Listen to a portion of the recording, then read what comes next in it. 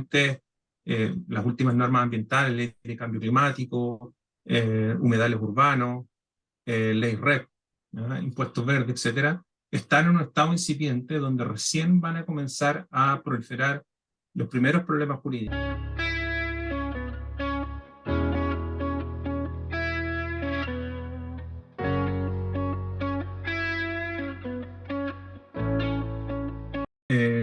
Hay que recordar que los tribunales ambientales nacen en Chile como parte del acuerdo político que se gestó el año 2009 y que permitió la creación de la nueva institucionalidad ambiental.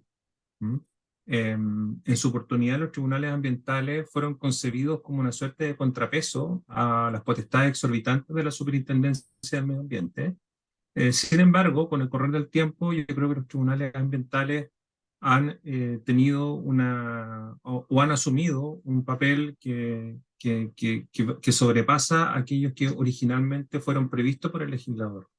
Si tú me preguntas cuál es la importancia, creo yo, tiene que ver con dar justicia especializada en un contexto en el cual el conocimiento jurídico y el conocimiento científico es particularmente complejo. En consecuencia, la toma de decisiones ambientales es una de las cuestiones que más repercusiones tiene desde la perspectiva eh, público-privada, si podríamos denominarlo de alguna manera, en la medida que las decisiones afectan a un conjunto de personas. En consecuencia, los tribunales han permitido dar una respuesta especializada a conflictos que muchas veces sobrepasan lo puramente jurídico. Hay conflictos sociales detrás y en consecuencia la respuesta jurídica especializada de alguna manera logra una mayor legitimación respecto a los distintos grupos o los distintos intereses que suelen estar envueltos en el mismo. Perfecto. Siempre he dicho que, o siempre he pensado, más bien dicho, que en materia ambiental la actividad normativa es particularmente escasa. Y ello se debe esencialmente a que la administración suele utilizar aquellos márgenes de discrecionalidad que les otorgan las normas que programan su forma de actuar, de manera de poder llevar a cabo determinadas políticas públicas. Y en ese sentido, las normas generan un ámbito de restricción respecto de las decisiones que puede tomar la autoridad administrativa. ¿Qué significa eso en buenas cuentas? Significa de que hay pocos incentivos a la regulación. Hay pocos incentivos a la regulación en un sentido sustantivo porque hay muchos intereses que están en juego. Hay bienes jurídicos de disfrute colectivo que generalmente se resisten a ser regulados. Y por otra parte, la falta o la ausencia de regulación es suplida mediante discrecionalidad de la administración y esa discrecionalidad es la que ha permitido materializar políticas públicas. De hecho, uno puede ver que cambian los gobiernos, pero la legislación ambiental se mantiene intacta precisamente porque se permite de alguna manera que la administración pueda hacer uso de esos espacios no regulados con discrecionalidad. Por lo tanto, mi primera constatación es que existen normas, sí, son escasas, y las normas que están existiendo hoy en día, que son esencialmente las últimas normas ambientales, ley de cambio climático, humedales urbanos, ley REP, ¿verdad? Impuestos verdes, etcétera, están en un estado incipiente donde recién van a comenzar a proliferar los primeros problemas jurídicos. Nosotros en el tribunal lo hemos visto con los humedales urbanos, no solamente la experiencia nuestra, sino que también la experiencia del segundo tribunal ambiental, y probablemente más adelante vamos a comenzar a ver los problemas jurídicos que se van a ir generando a propósito de la ley REP. Pero yo creo que eso ya es un escenario donde el mercado de la gestión de residuos y la revalorización de residuos comienza a pensarse como un mercado propiamente. Que las normas jurídicas de alguna manera otorgan certeza a los regulados, definen pisos mínimos a partir de los cuales los regulados pueden sentirse seguros y en ese sentido, evidentemente que las normas permiten cumplir fines de distinta naturaleza. O sea, para mí, a mi juicio, las normas es el estado ideal de regulación, son las normas. Ahora, las normas a su vez generan espacios de inflexibilidad. Y es ahí donde uno pudiese entender que los instrumentos basados en la discreción de la administración son mucho más óptimos para hacerse cargo de problemas ambientales que son esencialmente variables en el tiempo, en las circunstancias, etc. Ahora, si usted me pregunta, desde el punto de vista de la certeza y seguridad jurídica, las normas son, ¿ves? Desde el punto de vista, sin embargo, desde la gestión ambiental, una combinación entre normas y discreción de la administración probablemente sería el instrumento más eficiente y eficaz para dar cuenta de los problemas. Nosotros tenemos asignadas dos competencias vinculadas a la ley de cambio climático, que es para conocer sobre las normas de emisión de gases de efecto invernadero y para conocer sobre las resoluciones que aprueban proyectos de reducción de gases de efecto invernadero. En ambos casos tienen que dictarse reglamentos que probablemente ya están en confección y una vez que comience a dictarse, digamos, las respectivas normas, los respectivos proyectos, van a ingresar causas, digamos, al tribunal. Antes de eso, nosotros estamos en una posición expectante, estamos constantemente estudiando y revisando la ley, actualizándonos, de manera de que cuando comiencen las causas de cambio climático ya tengamos un conocimiento previo que nos permita estar a la altura de la nueva normativa. Ahora, evidentemente que estas causas tienen singularidades, tienen particularidades que están vinculadas a la obtención de las metas en relación a la meta nacional, pero eso es algo que probablemente vamos a tener que discutir en el contexto de causas específicas, es decir, si qué tan ambiciosos, por ejemplo, pueden ser las normas de emisión, qué tan ambiciosas pueden ser los proyectos de reducción de gases de efecto invernadero en relación a la consecución de la meta nacional. Eso es un problema jurídico interesante porque hay un deslinde con cuestiones de política pública que evidentemente los tribunales no podemos controlar, pero que yo creo que lo más seguro es que se vayan a suscitar ese tipo de controversias más adelante. La ley de humedales urbanos, primero hay que comprender que los humedales urbanos de alguna manera en Chile fueron una materia olvidada durante muchos años, por lo tanto había una necesidad de reconocimiento de estos ecosistemas que se fue acumulando durante muchos años, por lo tanto lo que sucedió es que el Ministerio de Medio Ambiente comenzó con una política pública de dar reconocimiento a los humedales urbanos. Recuerden que los humedales pueden estar total o parcialmente dentro del radio urbano, y se han producido muchas reclamaciones en ese contexto, ¿ya? Nosotros como tribunal ya hemos dictado un par de sentencias, estamos todavía trabajando en otra sentencia, el segundo tribunal ambiental también, ¿ya? Y ahí hay una serie de problemas que están vinculados tanto al mérito de los antecedentes como también al procedimiento administrativo. ¿Mm? Eh, yo creo, yo creo que aquí lo que siempre se va a ir generando cuando hay una ley nueva que establezca procedimiento administrativo, que se va a ir generando siempre un ir y venir. Es decir, la administración propone una forma de materializar el procedimiento administrativo, de interpretar las normas, de ponderar la evidencia que permita justificar la aplicación de la potestad, y esa forma que es plasmada en un procedimiento administrativo y un acto terminal que realiza la declaración, es revisado por los tribunales ambientales, es sometido de alguna manera a un escrutinio de los tribunales ambientales, donde se podrán establecer estándares más o menos exigentes en relación a lo que hace la administración. Probablemente este fenómeno también sucedió cuando comenzó la nueva institucionalidad ambiental en materia de sanciones, en materia, ¿no es cierto?, de las primeras resoluciones de calificación ambiental que se judicializaron, etcétera. Es decir, fueron los tribunales de justicia ordinarios en su oportunidad ambientales especiales en este momento los que fueron fijando los estándares de cómo debían entenderse o concebirse las normas que regulaban procedimiento administrativo y el fondo del asunto. Ese ir y venir probablemente va a ser una etapa de transición respecto a aquellos humedales que han sido declarados, impugnados evidentemente, y me da la impresión de que va a llegar un minuto en que la forma, de cómo se conciben las normas procedimentales, cómo se conciben las normas sustantivas, van a ser entendidas de igual forma tanto por la administración como por los tribunales ambientales, que es un poco lo que hoy sucede en materia sancionatoria y en materia de impugnación de resoluciones de calificación ambiental.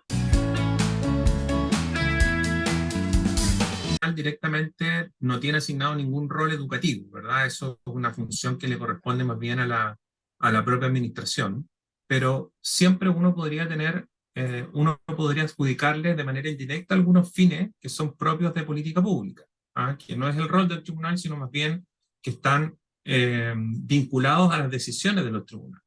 ¿Mm? Por ejemplo, la importancia de la participación ciudadana. Yo creo que la ciudadanía todavía no tiene interiorizada la importancia de la participación ciudadana, como una observación puede, de 2 o 3 líneas, puede terminar, ¿no es cierto?, en una sentencia de un tribunal ambiental, de la Corte Suprema, rechazando un proyecto porque esta observación, que es una preocupación sobre un componente ambiental del proyecto, no fue debidamente ponderada por la administración, ¿ya?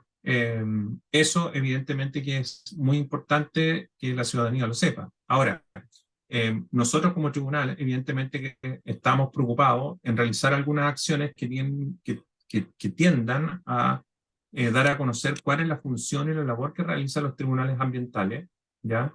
A nosotros muchas veces nos llegan denuncias y otras, las personas comunes y corrientes piensan que los tribunales ejercemos una suerte de rol de fiscalización, etcétera, que no nos corresponde evidentemente porque eso es tarea de la administración.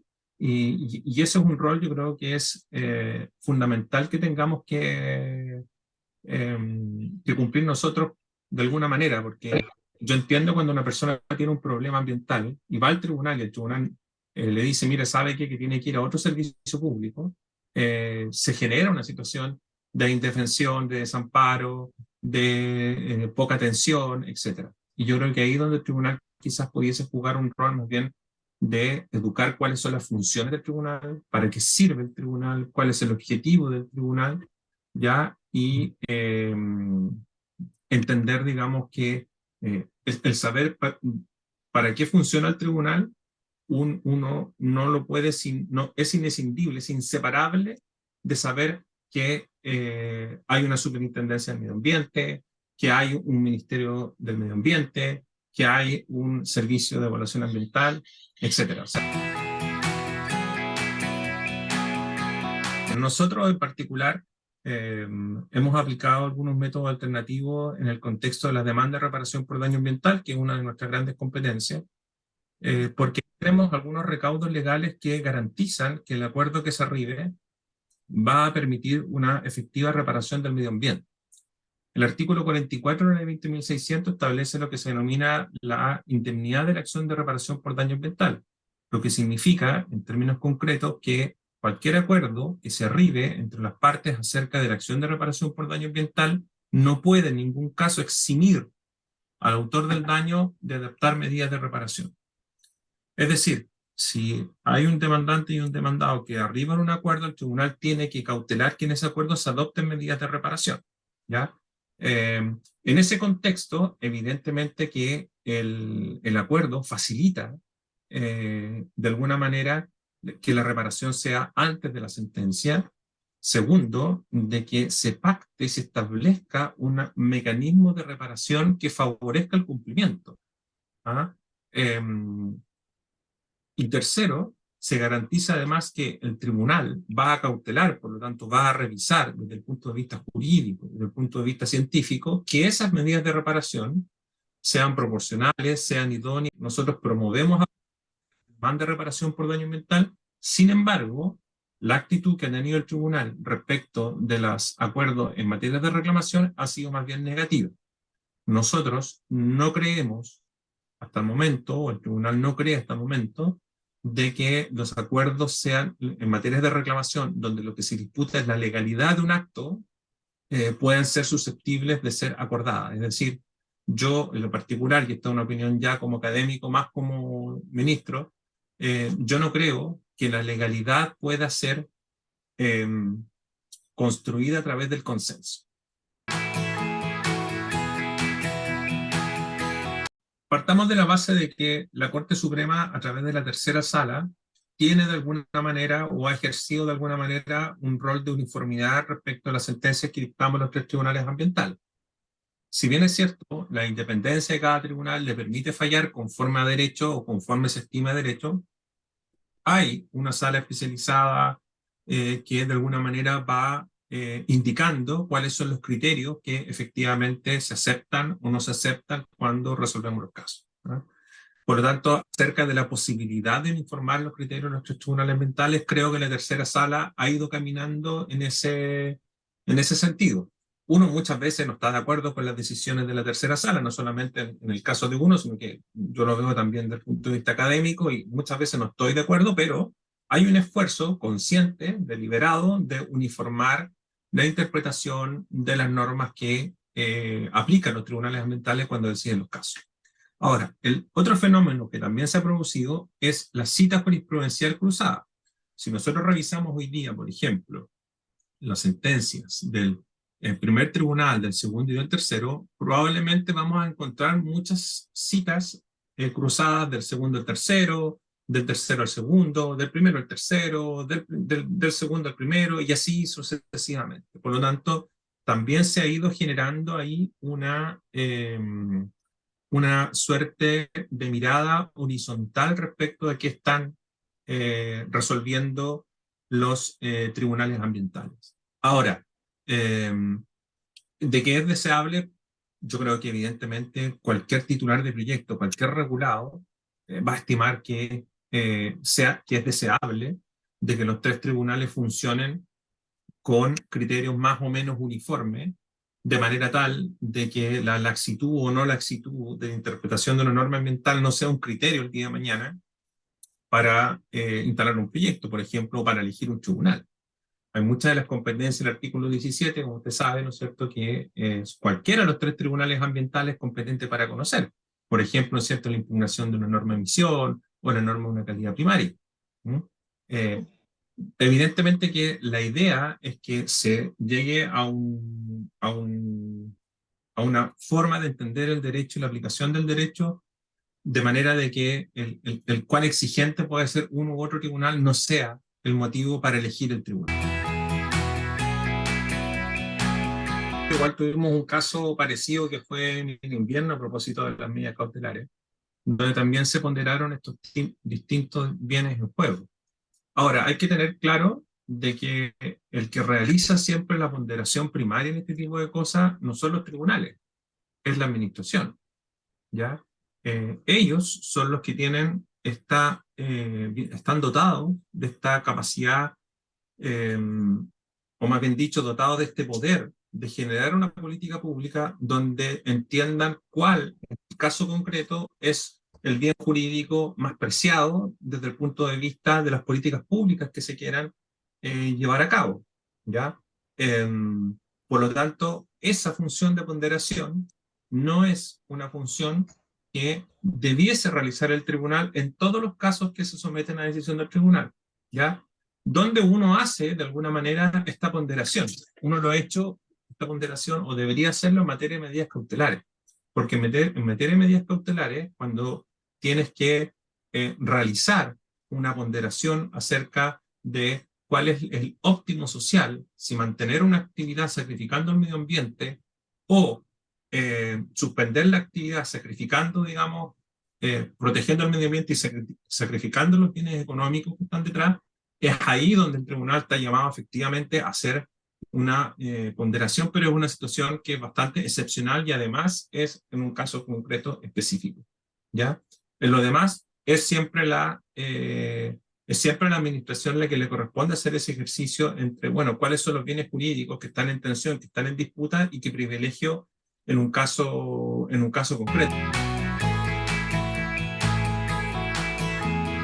Quiero hacer la prevención de que, si bien es cierto, esta entrevista en mi calidad de ministro es una opinión personal, digamos, no represento al tribunal en este sentido. La verdad, no fuimos considerados ni consultados, ¿ya? El diseño que se estableció en el proyecto de nueva constitución era un tribunal por región, con eliminación del ministro científico y también con eliminación del carácter especial del tribunal, porque, ojo, yo siempre he distinguido entre lo que es un tribunal especial y lo que es un tribunal especialista. Lo que la nueva constitución nos proponía era un tribunal especial, pero no un tribunal especialista.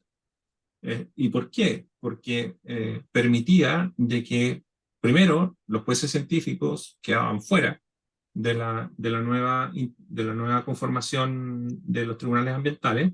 Y segundo, se podía ser juez ambiental con 3 años de abogado, ¿ya? Y sin ningún tipo de especialización. Y hoy día, digamos, quienes pueden optar a estos cargos requieren cierta cantidad de años, ¿no es cierto?, en el ejercicio de la profesión, haberse destacado en los ámbitos de derecho administrativo, derecho ambiental. La Corte Suprema además comenzó a exigir posgrados y publicaciones para poder optar a estos cargos. En consecuencia, lo que se cambiaba, lo que se generaba en el nuevo modelo era un modelo de tribunal especial, pero no un tribunal especializado, uno por región, que probablemente iba a ser una norma programática, porque la carga de trabajo en su oportunidad no daba por uno por región. Nosotros hicimos un estudio donde habían regiones que iban a recibir una causa al año, ¿ya? Eh, lo que obviamente no tenía ningún sentido. Por lo tanto, la creación de nuevos tribunales yo creo que iba a quedar más como una norma programática que como una norma real. Ahora, evidentemente que la consagración a nivel constitucional de los tribunales ambientales era algo importante. Era algo importante, digamos, porque se reconocía la institucionalidad no a nivel legal, sino a nivel constitucional, y eso evidentemente que era algo relevante desde el punto de vista de la importancia de la resolución de conflictos ambientales. Ahora, en el nuevo proceso constituyente, yo creo que evidentemente los tribunales pueden dar su opinión o deberían tener la posibilidad de dar su opinión porque de alguna manera nosotros conocemos cómo funciona la institucionalidad ambiental, eh, no solo desde los tribunales, sino que también desde las causas que resuelven los tribunales, que es una cosa yo creo que totalmente distinta. O sea, nosotros sabemos cómo funciona el tribunal, pero también entendemos de alguna manera la lógica de cómo funcionan las instituciones que están vinculadas a las cuestiones ambientales. El tribunal, por su especialidad, sabe cómo funciona la institucionalidad y sabe cuáles son los impactos de sus decisiones. Lo ambiental es como una suerte de pulpo que va tocando muchas cosas sectoriales, ¿verdad? Que tiene muchas manos como para agarrar cuestiones ambientales que terminen unificándose en la institucionalidad ambiental. O sea, y al final el que tiene la última palabra, quieranlo o no, van a ser los tribunales ambientales, ¿no? Sí, muchas veces importa poco, entre comillas, que no, entre comillas, que importa poco lo que opina un servicio público si al final la opinión que realmente vale es la que va a tener el tribunal cuando se conozca de una impugnación.